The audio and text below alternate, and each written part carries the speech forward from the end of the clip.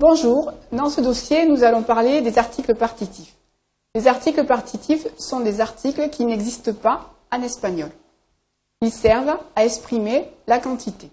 Nous allons les voir tout d'abord à travers un texte technique. Le texte technique d'aujourd'hui parle du lait. Nous allons le lire pour pratiquer la prononciation. Le lait, aliment riche, contient de l'eau, des protéines, des sucres, de la matière grasse, plusieurs sels minéraux et des vitamines. Ces nutriments nécessaires à la vie sont fractionnés, digérés et passent dans le sang. Notre corps en fait bon usage.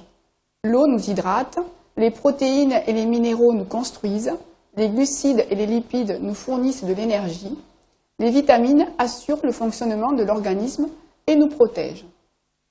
Si nous restons avec le premier paragraphe, nous voyons des partitifs. Par exemple, le lait, aliment riche, contient de l'eau, des protéines, des sucres. Ces articles ici s'appellent des partitifs. Si on le traduit en espagnol, contiene agua, proteínas, il n'y a pas d'article. Donc, normalement, quand en espagnol il n'y a pas d'article, en français, il faudra mettre un article partitif. Si on vous demande quels aliments organiques le lait contient-il, on répondra, il contient, comme nous venons de voir, de l'eau, du sucre, de la matière grasse, des protéines, des sels minéraux et des vitamines. Alors, on déduit, de L' s'utilise quand le mot commence par une voyelle ou un H muet, ici un E. Du s'utilise quand le substantif est masculin. De là, quand le substantif est féminin. Des s'utilise quand les substantifs sont pluriels. Le pluriel et de L' ne dépend pas du genre, c'est-à-dire on peut avoir de l'eau ou un autre mot qui soit masculin. Et ici, on a des protéines ou des sels, protéines est féminin et sel est masculin, et l'article est le même, ne change pas. Donc tous ces articles, du, de la, de L' et des, sont des articles partitifs. Voyons comment on fait en français pour indiquer la quantité. Si la quantité n'est pas précisée, comme l'on vient de dire, on peut soit utiliser des articles partitifs, de l'eau, du sel, de la confiture, des protéines, soit des adjectifs indéfinis comme quelques, algunos, ou plusieurs, varios. Et si l'on veut préciser la quantité, alors on utilisera un chiffre, comme 1, 1, 2, 3, 4, etc. Et puis, on peut utiliser aussi soit le contenant, par exemple une boîte de biscuits, une bouteille de vin, un verre de lait, un vaso de leche, ou bien des mesures comme le kilo, ou les grammes, ou le litre. Ici, la quantité est précisée. Les articles partitifs ont tout de même quelques difficultés. Les voilà. La première difficulté, c'est quand le verbe est en négation. Quand le verbe est en négation, l'article partitif change de forme. En effet, il devient de, DE ou des apostrophes s'il est suivi par une voyelle ou un H muet. Regardons les exemples. On réalise des expériences. En négation, on ne réalise pas d'expérience. On a des apostrophes. Expérience reste au pluriel. Puis, il existe une parenté entre ces deux végétaux. Il n'existe pas de parenté. Vous voyez que même les articles indéfinis un, une et des changent et deviennent de ou des apostrophes. Il n'existe pas de parenté. Ici, c'est la même chose. Il prend un petit déjeuner équilibré. Il ne prend pas deux petits déjeuners équilibrés. Vous voyez, l'article 1 est transformé et devient 2 quand le verbe est en négation.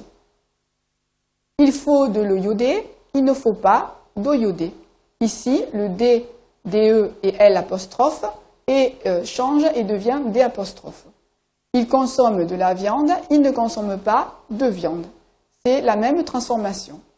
Une autre difficulté qui est valable pour tous les D, hein, l'article indéfini D, est que quand le D est suivi d'un adjectif, il perd le S. Exemple, de nombreuses forêts. On dit des forêts, mais de nombreuses forêts. De grandes zones protégées.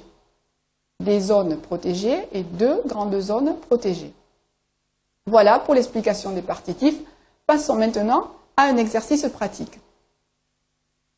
Il faut compléter les phrases avec un partitif. Il faut faire attention et observer si le verbe est en négation ou ne l'est pas. Il y a quelques années, on ne trouvait pas, nous avons le verbe en négation. Ici, directement, ça va être de. De légumes frais pendant tout l'hiver.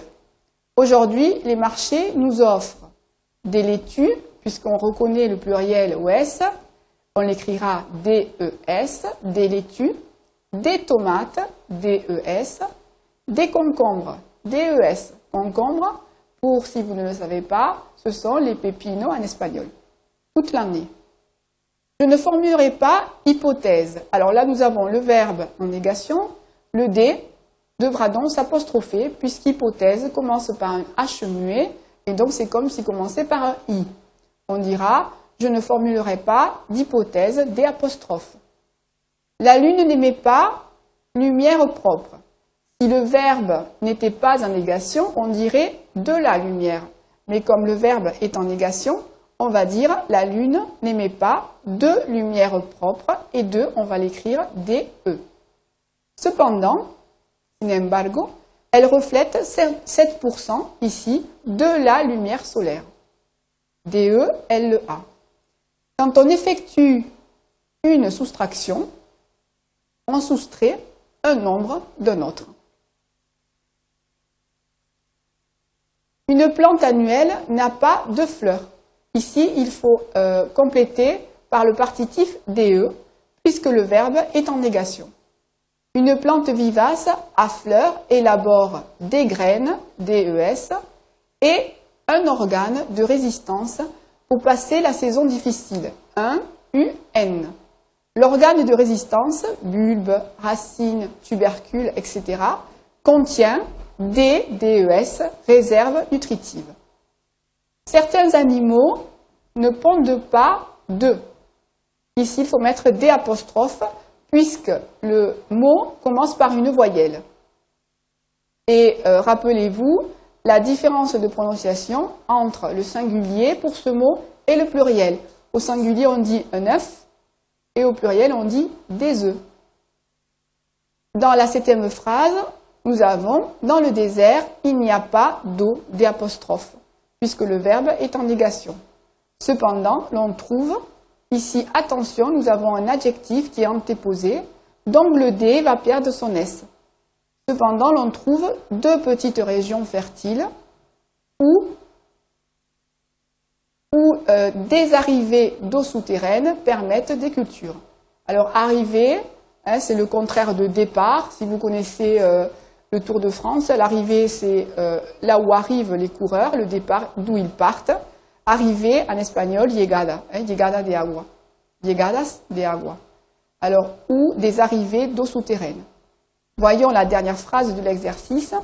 Quand on parle du climat, puisque climat est un mot masculin, et parler toujours se construit toujours avec la préposition de, on parle du climat, on se réfère à l'importance et à la répartition des pluies, qui sont au pluriel, qu'on écrira DES, de la neige, féminin singulier, des vents, DES, et de l'ensoleillement, DE'.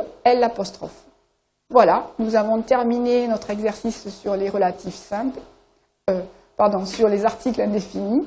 Je vous remercie de votre attention.